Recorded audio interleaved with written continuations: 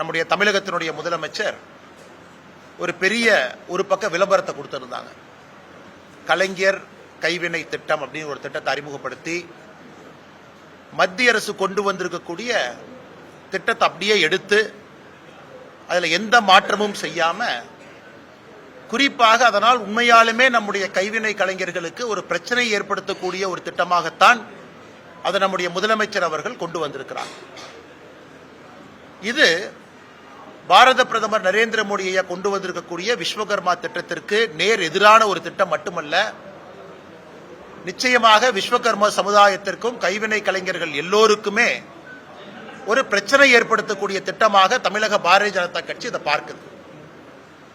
பிரதமர் அவர்கள் கொண்டு வந்திருக்கக்கூடிய விஸ்வகர்மா திட்டத்தில் 18 வயசுக்கு மேல இருக்கக்கூடிய விஸ்வகர்மா சமுதாயத்தில் 5 சமுதாயமும் 13 இதர சமுதாயமும் 18 சமுதாயம், அவர்களுக்கு 18 வயசுக்கு மேல இருக்கிறவங்களுக்கு 3 லட்சம் ரூபாய் வரை அவர்களுக்கு மானியம், வட்டியில்லா கடன், அவர்கள் தொழில் தொடங்குவதற்கான உபகரணங்கள், ட்ரைனிங்கான பயிற்சிக்கான செலவு எல்லாம் கூட அதில் இருக்கு.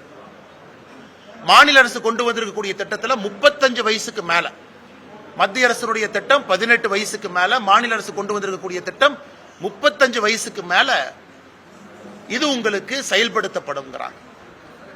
இரண்டாவது, பாரத பிரதமருடைய திட்டம் மிக தெளிவான ஒரு திட்டம். கிராம அளவில் மக்களால் தேர்ந்தெடுக்கப்பட்ட உள்ளாட்சி பிரதிநிதிகள் இதை அப்ரூவ் பண்ணணும். அதன் பிறகு மாநில அரசு போர்ட்டலுக்கு வரும், மத்திய அரசுக்கு வரும்.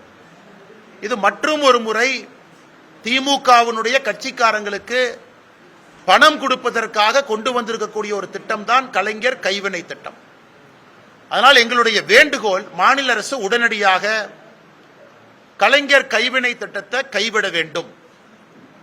மத்திய அரசுடைய விஸ்வகர்மா திட்டத்தை முழுமையாக தமிழ்நாட்டில் செயல்படுத்தணும். காரணம், 8 லட்சம்